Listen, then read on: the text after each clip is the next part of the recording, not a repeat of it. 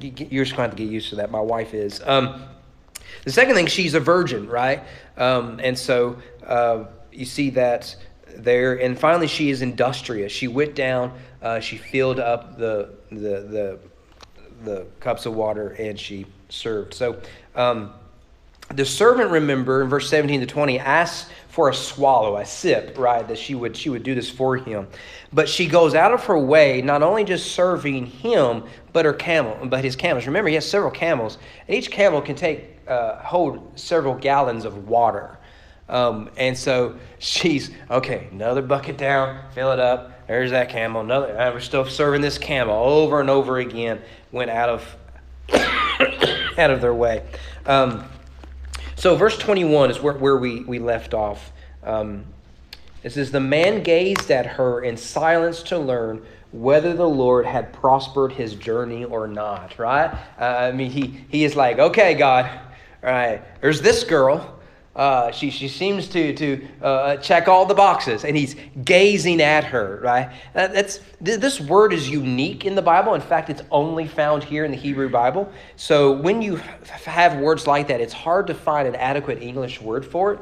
But you can see here that he's really watching her. He's watching her, saying, "Is this really the one?" Right? He's been praying, God, answer my prayer. And while he's praying that prayer is when Rebecca shows up. And we talked about how that's sometimes how God works. Sometimes God answers your prayer before we even know what to pray, right? And that's what you see in Rebecca. While he's praying, Rebecca's like, "Excuse me, sir, not to interrupt you, but you want me to help you with your camels," right? And so he's gazing after her. And so he does. Here you go, ladies. This is in the Bible. This is going to be one of your favorite verses, verse 22. When the camels had finished drinking, so like 3 hours later, the man took a gold ring weighing a half shekel. I don't know how much a half shekel is. Have a big carat ring you wish your husband had gotten you when you got engaged and married.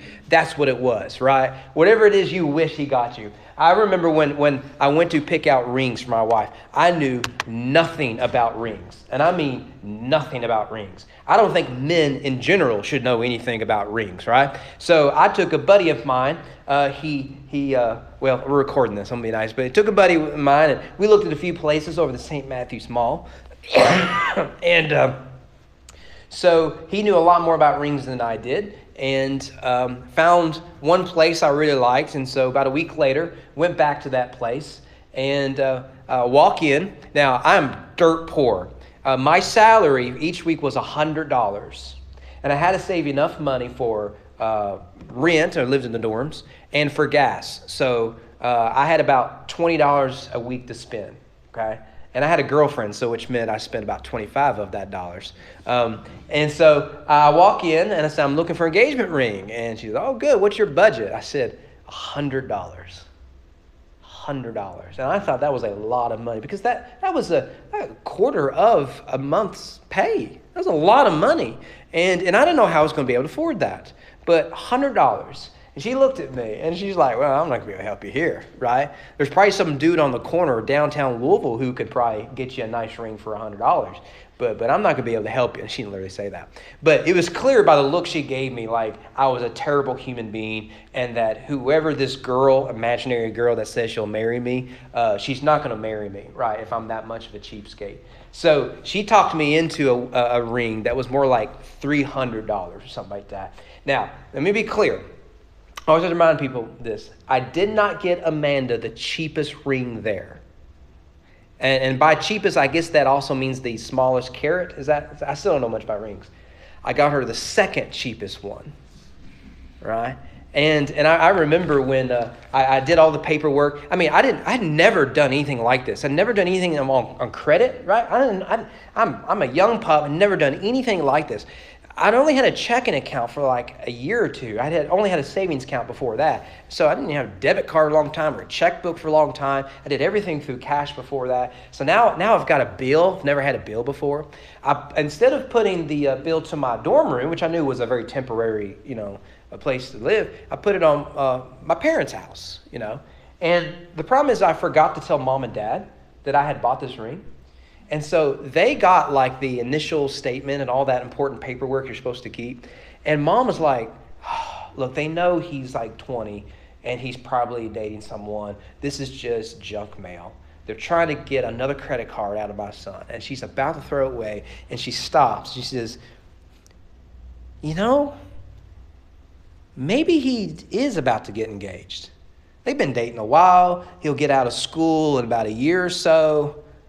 I'm going to call him, right? I was like, please do not throw that away. I think you shouldn't throw that away, right? And so she kept it, right? And I kept that ring in the little, the box you do your presentation with, whatever that's called. And then I put it in the box they put that in, and I hid it in my dorm because my wife could never come to my dorms. So I knew it was safe, right? And I didn't have a roommate. So, whatever carat she wished she had, that's what this ring is, and maybe a little more, right?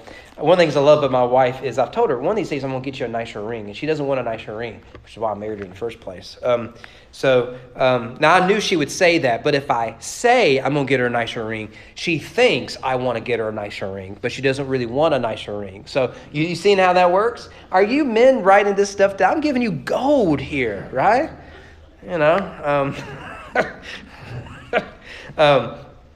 But he does lavish her with gifts. Verse 22, he took out a gold ring weighing a half shekel, 2 bracelets for her arm weighing 10 golden shekels. Right? I don't.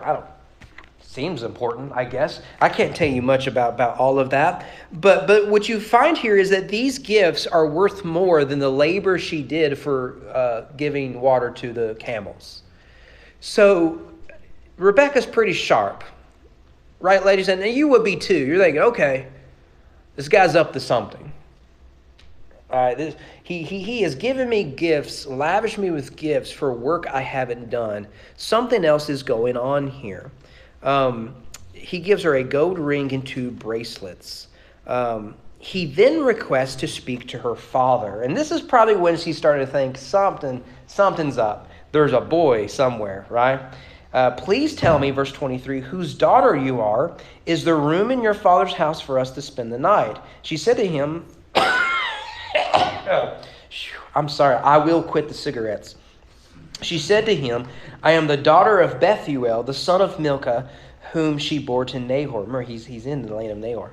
She added, we have plenty of both straw and fodder and room to spend the night. The man bowed his head and worshiped the Lord. Now, he wants to talk to the father, and the father is the one that will make the final decision, right? And boy, I miss those days, right?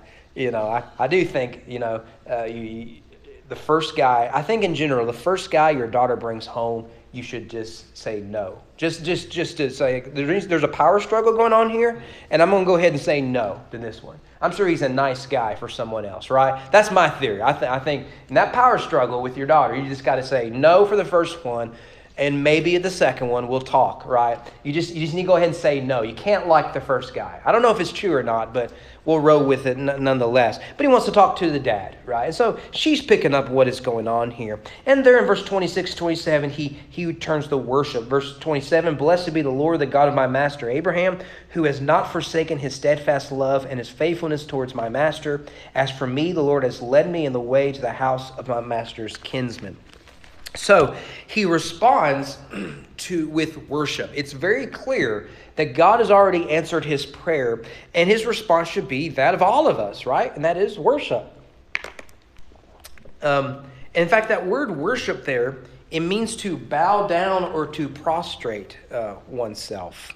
And not only that, he describes God and is grateful for his steadfast love and faithfulness. Now, those 2 words, when put together, are very important in the Bible, Old and New Testament, particularly the Old Testament. The 2 words, love and faithfulness, are often used, and this is the first time you'll see it in the Bible, these 2 words together, in connection with God's covenantal faithfulness. Of course, that's what this story is about. Yes, Abraham had the son of promise, but now the next generation must have the son of promise. And in order for Isaac to have his son of promise, he's got to have a wife, right? And it has to be a wife that God has given him. So he rightly sees in answering of his prayers, God fulfilling his covenantal promises to his master Abraham. And so you'll see this phrase put together throughout the Bible. Let me give you a few examples here. Maybe. I might have to steal your help again, Don. It's weird with this is supposedly an animated cover, and it gets real goofy. First one is, it should be Exodus.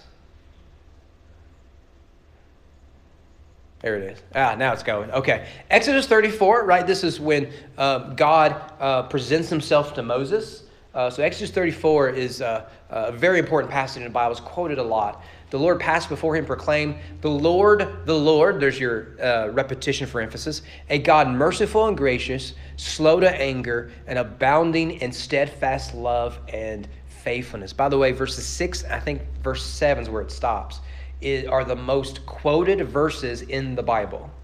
So when the Bible quotes itself, the verse it's quoting the most is Exodus 34, 6 and 7. Once you know that, you'll find it everywhere, because it's a covenantal statement of who God is. What are his attributes? Now, verse 7 goes into that God is judgment. So in verse 6, he's slow to anger. In verse 7, it reminds you, that don't mean he doesn't get angry, right? Both are true. He is love and just.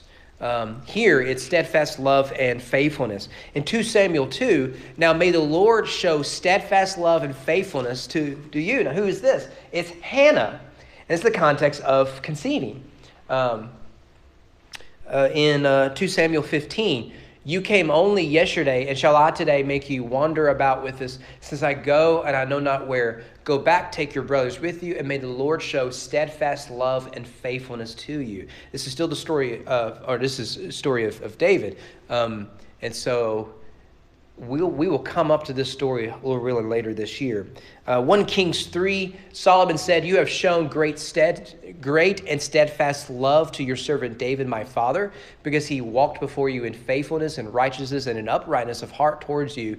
And you have kept for him this great and steadfast love, and have given him a son to sit on the throne this day. You see, he's repeating that formula twice. Psalm 25, all the paths of the Lord are steadfast love and faithfulness for those who keep his covenant and his testimony. It's not an accident. You have a reference to covenant there. God is a covenantal God. His people are a covenantal people. Psalm 26:3, for your steadfast love is before my eyes. I walk in your faithfulness. Poetic way of doing that. Micah 7:10, remember him. You will show faithfulness to Jacob and steadfast love to Abraham. Notice this is what's called parallelism. It's poetry, Hebrew poetry. I've mentioned this 1,000 times before. When you have the same thing written twice in a row. So your steadfast love is faithfulness. Here in Micah, they are synonyms. And we know that because Jacob and Abraham are synonyms, right? Jacob's name is changed to Israel. Abraham is the father of the Israelite people. All right. Galatians 5, the fruit of the Spirit is love, joy, peace, patience, kindness, goodness, faithfulness, right? You see those words again. So we are to mimic the characteristics of God as what the fruits of the Spirit are, right? The Spirit gives us the fruit of the Spirit. And so here he worships God for being a God of covenantal faithfulness. His steadfast love and his faithfulness all come together. So chances are when you read through your Bible, you're going to be looking for these themes now. They're going to pop up and see, what does steadfast love mean? Well, I remember that story about Rebecca. And it seemed like such a simple thing. Yet God was faithful in that situation. He didn't know it when he took off with all that gold and those camels, but God proved faithful. God has always proved faithful to his people. It may not seem like it right here and right now, but God is always faithful to his people. God is a covenantal God. We are a covenantal people. So verses 29 to 61 is in Rebecca's household in Aram. Now remember, there's a chiasm here. You start in Canaan, it goes to Mesopotamia, and it ends up back in Canaan. So you go from Abraham's house to Rebecca's house to Abraham's house. The oversimplification, that's basically it. So here is the second part of when they are in Rebecca's household in Aram. And it's here we meet Laban. He's going to be an important character, right? Now, we won't get to talk about him in a lot of detail until January of 2023, if we make it there. But we're at least introduced to the sort of person that he is here, right? And he is going to deceive the great deceiver, Jacob. So he's going to come back here. But he's important. Verse 29, Rebekah had a brother whose name was Laban. Laban ran out toward the man to the spring. One of the odd things about the story is why Laban exercises such authority over his sister. And there's a number of reasons for that. One, it could be Bethuel is aging, and through that he is giving authority over to Laban, who will be the heir to the household. It was not uncommon for the oldest brother to be a person of position in the household, right? So it kind of makes sense, but it's still odd. Bethuel will show up briefly later and make a final decision, but it's clear Laban is the one with all the power. Now, a couple of things here is, first of all, Laban, the name means white. It means white. Now this, the story of Jacob will play with this name. Can you think of a story where the guy named White, I almost said white guys, you can't say that now. The guy named White gets confused with whiteness. So you can't even say that now. Well, I'll just ruin it to you. In Genesis 30, you remember Jacob has been deceived by Laban, right? He has to marry both of his daughters, right? He's deceived. Jacob is the heel grabber, the deceiver. And so he gets deceived by Laban. And so what Jacob does to flee from the house is he deceives the one who deceived him, right? It's a game of cat and mouse. Did you ever have brothers or sisters, maybe whatever they did to you, you have to get them back, but it has to be greater, and the scale keeps getting higher and higher, right? That's what Jacob and Laban start doing to each other. And one of the things he does is it has to do with the spotted sheep. And you see here, or goats. He removed that day the he-goats that were ring-straked and spotted, and all the she-goats that were speckled and spotted, and everyone that had some white in it, and all the brown among the sheep, and gave them to the hand of his sons. You're thinking, okay. But you see there, it's a play on the white sheep and the guy whose name is White. So they're having fun with that, I believe, is what you got going on there. So his name means white. He is the brother of Rebekah, and he is the father of Rachel and Leah. So again, he's the one that causes a lot of problems in the household. In fact, the struggle we won't get to in chapter 25, but Esau and Isaac are rivals because... or Jacob and Esau, sorry. Isaac shows favorites and Rebekah shows favorites. That's going to happen with Rachel and Leah. It's a repetition of the story. And we've seen that there's a lot of sibling rivalry in Genesis. Cain and Abel, Jacob and Esau, Joseph and his brothers. There is a sibling rivalry among sisters, and it's Laban's daughters, Rachel and Leah. What one has, the other wants, right? And I can't wait till we get that story 6 years from now. Thirdly, he is an idolater.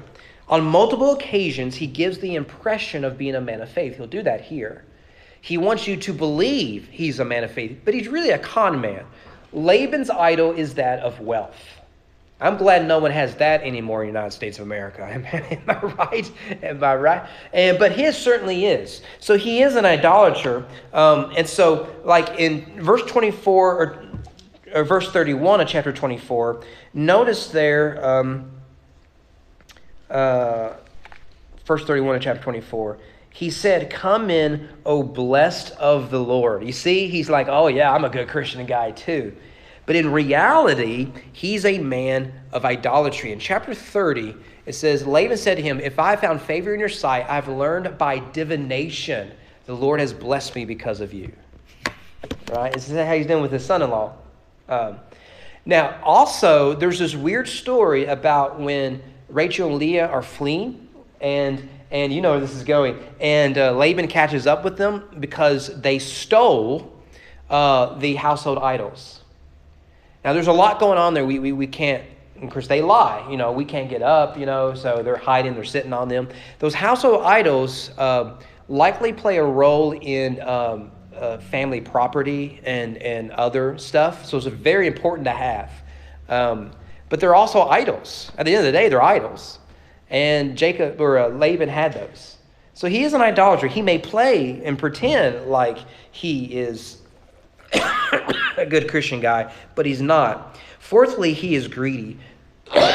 Notice verse 30. As soon as he saw the ring and the bracelets on his sister's arms, and heard the words of Rebekah his sister. Thus the man spoke to me. He went to the man. Behold, he was standing by the camel at the spring. Ah, yeah, this might work out.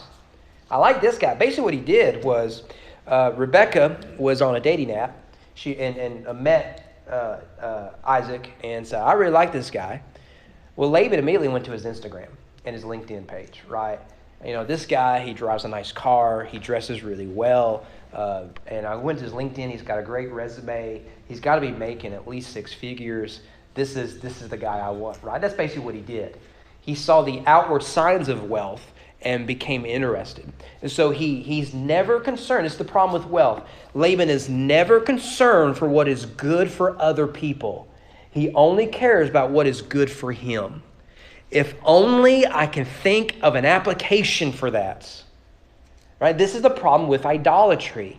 You could do this with wealth. You could do it with sex. You could do this with anything. You care not about what is good for other people. Here, Rebekah, later it'd be Rachel and Leah. You care only about what is good for you. Laban will eventually surrender the rights to his grandchildren for wealth. Right? When something becomes your God, you center your entire life and you're willing to sacrifice everything to it. And so his dealings with Jacob and later Isaac and later Jacob make it clear that wealth is his motivation. And given that Rebekah runs to him and not her father is again odd, since Bethuel is still alive. And when she refers to him as brother, we, the reader, should be prepared that something bad is about to happen. Every time there's a brother in Genesis, something bad happens, right? When my brother comes in to visit us, I get a stern warning from my wife, right? She's like, just don't be you and don't let him be him, right? Any reference to brother is a warning.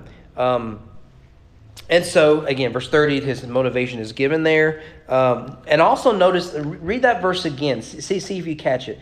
As soon as he saw the ring and the bracelets on his sister's arms and heard the words of the woman. Can we put it that way? Are you seeing, have you read this story before? He saw something looked good and he listened to the voice of a woman. Have you read this story before? He is standing at the tree of choice. For him, it's not a search of wisdom, tree of knowledge of good and evil. It's a search for wealth. And so he eats of the fruits.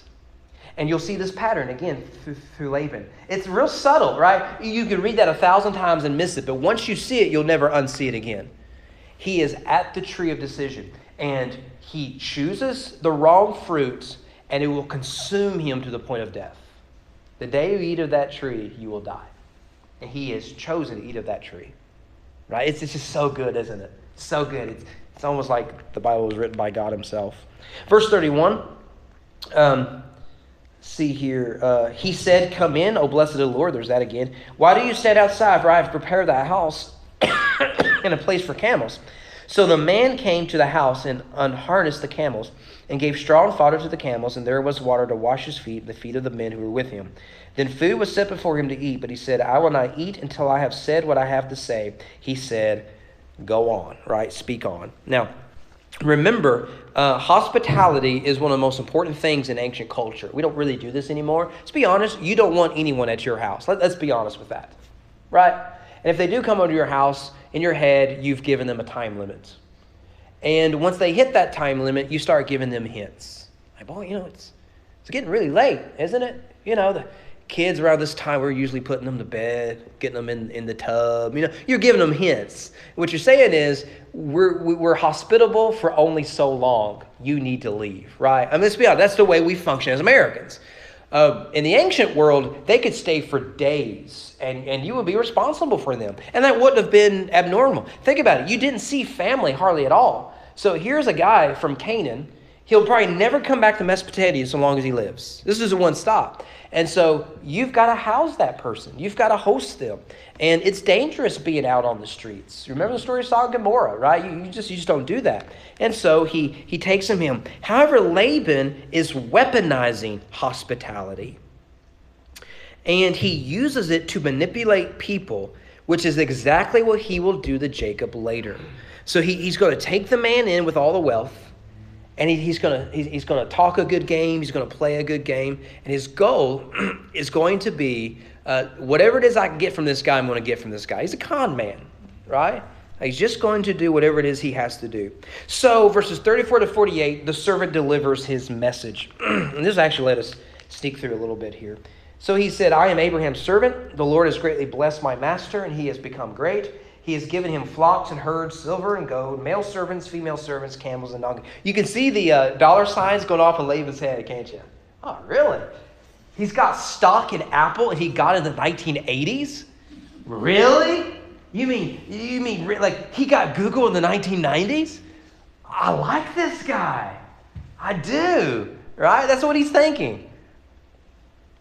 Verse 36, and Sarah, my master's wife, bore a son to my master when she was old, and to him he has given all that he has. My master made me swear, saying, you shall not take a wife for my son from the daughters of the Canaanites in whose land I dwell, but you shall go to my father's house and to my clan and take a wife for my son.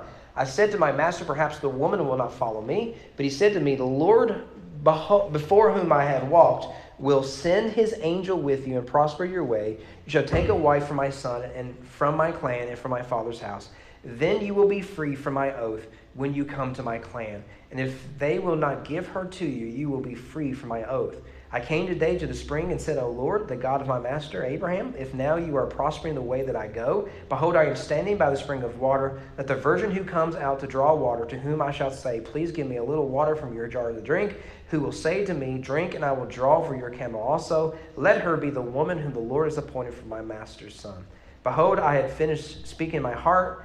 Behold, Rebekah came out with her water jar on her shoulder, and she went down to the spring and drew water. I said to her, please let me drink. She quickly let down her jar from her shoulder and said, drink, and I will give your camels drink also. So I drank, and she gave the camels drink also. Then I asked her, whose daughter are you? And she said, the daughter of Bethuel, Nahor's son, whom Milcah bore to her. So I put the ring on her nose, and we're going to skip that part, and bracelets on her arms. Then I bowed my head and worshiped the Lord and blessed the Lord, the God of my master Abraham, who had led me by the right way to take the daughter of my master kinsman for his son. Now then, if you are going to show steadfast love and faithfulness, it sticks out now, doesn't it?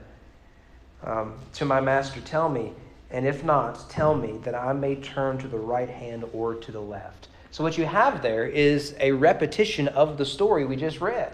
It's annoying, isn't it? You get that in the Bible a lot. Read the book of Acts. We get Paul's testimony like 4 times, right? You get the narrative, and then on at least 3 occasions, he standing before a king of some sort or a judge of some sort, and he's given the testimony, and Luke records it. He could say, and Paul gave his testimony. No, instead, he's going to walk us through. That's classic in ancient literature. Have you ever read the Odyssey? The Odyssey is really exciting until he makes it back home on the island, and then the narrative just stops, and it's so boring. And what you're getting is a building up of the tension. You're building up of the story.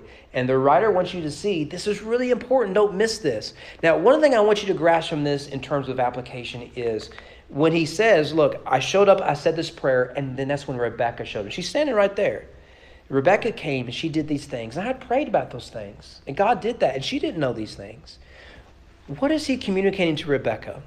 He's saying, Rebekah, you are an answer to prayer. I bet there is someone in your life at some point, they were an answer to your prayers. Have you ever shared that with those people in your life? I want you to really think about it. One of the things I've found as a pastor is if you communicate that to people, it is amazing how they will often pause and say, no one's ever said that to me. I never once practically considered that God has me where I am and just to do the daily things that I was an answer to their prayer. Think about it. If you discovered you were a real answer to someone's prayer, what a blessing that would be to you. That's exactly what he's doing here. He's saying, look, Laban, here's the thing. I prayed this. Rebekah showed up and did precisely that. Rebekah, you are the answer to my prayers. I mean, ladies, let's be honest. That's a love poem right there, right? I mean, who cares about flowers? That's what you want, right? So you can say to your husband, look. If it weren't for God, you wouldn't have stood a chance, right? I mean, that's what you want to say, right? And that's what he says here. He communicates that there. And now he turns to Laban and Bethuel, as we'll see, to make the decision. Are you going to show faithfulness and kindness? Are you going to return the favor? God's been so good to you. He's been so good to me. Will you return the favor? And then he speaks of the right hand or the left. That was a common Hebrew idiom meaning make a decision. Right? And his servant wants to know, Laban, are you interested in this or not? Because if not, I got to go back on that Baptist dating app that I was using. And, I got to pay for another month of that. Do you pay for those? Don't answer that because I don't really care. He's like, I want an answer. So verse 50-51 is the decisive moment of the entire chapter. Then Laban and Bethuel answered and said, the thing has come from the Lord. We cannot speak to you bad or good. Now, can you think of a story in Genesis where the words good and bad are juxtaposed?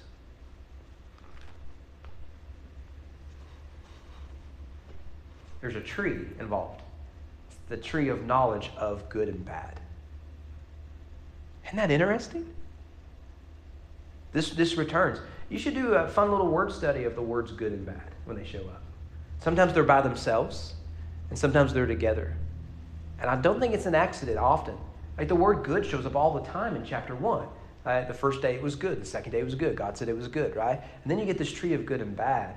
And often throughout the narrative, when people are asked to make a decision, they're asked to choose between the good and the bad, the right and the wrong. Now, we translate the tree of good and evil, but that's a fine translation. But you can easily be just good and bad. So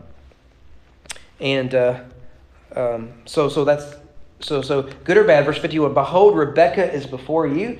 Take her and go, and let her be the wife of your master's son, as the Lord has spoken. So here, notice both Laban and Bethuel, who's been silent thus far in the narrative, presumably he's been there the whole time, they agreed to allow Rebekah to marry Isaac. And again, this is not a small decision. What they are essentially saying is, we will never see our sister daughter again. It's a huge decision. What you have here is literally, the man and woman shall leave their parents, be joined to their spouse, and the two become one flesh, which is how the chapter will end. She's literally leaving her father's household, and she may never return ever again. And that's the assumption. And you see it there, as the Lord has spoken. The reasoning is clearly God is in this, and we would do well to follow his will and his way. Now, God has not literally spoken to them, has he? But they recognized through clear providential means, they could not deny that God was speaking through circumstances. I'm sure there are moments in your life, I was talking to someone today about that whenever we landed at Greenup, it was just, God just said, here it is, just go.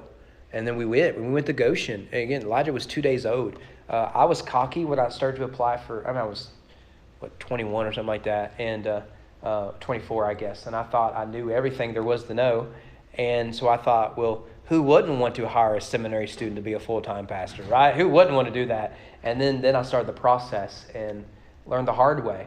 And then all of a sudden, at the last minute, right, when we were really praying that the Lord provide, he did that. And we just walked into a church situation that it was just a real blessing here, right? I mean, again, another blessing. The interim we did, another blessing. The way that we found our house, the way we found a house to rent when we moved here. When we went to Goshen, man and I had prayed for a parsonage. We were no place to be buying a house. And man, he did that. It was a place to have a growing family and just to have family over for long drives, when they would come visit us. It was great. God doesn't always have to write things on a Post-it note to be God's clear providence. Sometimes circumstances are that. Dr. Moeller once shared the story when he was talking to some of the Boyce men. And he said a young guy came up to him and said, Dr. Moeller, I'm trying to decide if I should marry this girl I've been dating or not. He said, okay, let me ask you a few questions. One, is she a living, breathing human being, right? Make sure you're not just making her up. Another, is she a Christian? Does she love Jesus? Is she passionate about, you've been called in the ministries? That's something he went through some basic questions. And the guy's like, yeah. He goes, so what are you wanting from me? Are you wanting me to have some deep insight into this individual I've never met? How about you make a decision? It seems clear that God's circumstantial providence is very clear here, because she sounds better than you deserve, right? And clearly it sounds like you should be going in this direction. What do you want from me?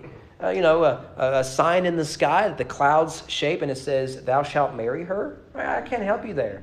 But clearly, God's providence through circumstances are very, very real, And you see that here. Well, real quickly, and then we'll call it quits. The servant rejoices with words of thanksgiving and worship to God. The Lord has blessed him. Verse 52, Abraham's servant heard the words. He bowed himself to the earth before the Lord. The servant brought out, I can't say that word, so let Evangel make fun of me, of silver and of gold and garments, and gave them to Rebekah. He also gave to her brother and to her mother costly ornaments. There's the mom there, right? She gets in on the good stuff. Now Laban gets the wealth. That's what he wanted. Now think about it. Rebekah's already been lavished, and now she's really lavished. It's like, I really like this guy. I just got appointed to marry, right? Hope he has a yacht and and stocks. It's an answer to prayer. Now, those gifts he gives are typical of the ancient world. Let me just give you a few examples. 2 Chronicles 21. Their father gave them great gifts of silver, gold, and valuable possessions together, all that. Then 32, many brought gifts to the Lord to Jerusalem, precious things to Hezekiah, king of Judah, right? And then finally, Ezra 1, all who were about them aided them with vessels of silver, gold, goods, beasts, costly, right? This is typical. This is a way of securing that this has happened. We do something similar today. We do an engagement ring, an engagement pictures, engagement announcement in the local paper. We used to do that, right? And because my mother would call me, you remember so-and-so? Yeah, I remember so-and-so. Well, in the paper, they're getting married. Right? I would have never seen her with him, right? And all that sort of stuff you get in small towns. We do this all the time, right? I knew when I asked my wife to marry me, this was not the end of the money spending, right? Let's be honest, right? She's going to want pictures, and she's going to want a big announcement. She's going to want to do all this sort of stuff. I found out that when we told my brother that we were engaged, he was dating someone at the time, and that his girlfriend got mad at him that we got engaged before he got engaged. And I think that is hilarious. And I couldn't have asked for a better gift for my brother, right? So, all right, we'll stop there. She's going to leave, and that's quite a scene in of itself. And so, Lord willing, next week we will finish chapter 24. But we'll cross that bridge. Anything you guys see and want to point out? They're in love, ladies. It's a love story. So there you go. Sure beats all the destruction and mayhem we've been getting in Genesis. Yeah. Is there any major significance to Laban being said before the dad? It's weird, isn't it? I think the significance is, remember this guy's name. Bethuel plays no part in the story. I think it's to set up the later narrative. That's what I think. I think I can prove that by Rebekah was introduced in a genealogy, and you never introduce women in genealogies. It was the writer's way of saying, remember this name, it's going to come back and it's going to be important. So I think in emphasizing Laban and his love of wealth is going to set up so that when Jacob goes to find a wife, and we discover that it's Laban's daughters he falls in love with, or daughter, I should say, the reader has been trained to say, there is something off about this guy. And he is a brother of Rebekah, and brothers are bad news in Genesis. So that's what I think. I could be wrong. It happens several times in the Scripture where, just as it is here, they're going to play a bigger part at another time. Mm-hmm. So they seem to put first the one that's most important in the story. Yeah. I wish I'd come up with an example. Well, like the Kings or maybe like Jacob and Esau, that the younger will serve, or the older will serve the younger. There is a theme in Genesis of the ancient Asian culture expects this, but the Bible delivers this. And so we would expect the father to make all the decisions, but in this household, Laban yields crazy authority. And yeah, some of the kings are doing some of the same things as well. Yeah, it's interesting. It's so odd we note it, and that's on purpose. This doesn't make any sense, and that's good writing. It's good writing because there's precedent in history. It could have really happened like that, but in the narrative, we are to see there's something about this guy we better keep in our back pocket. He's coming back. He's coming back. Anything else you guys have? It's good. It's a fascinating story. So, men, you better go to the ring and diamond store, right? Because it's in the Bible, right? One ring was not enough, right? My wife's, did I tell you all how much I don't care.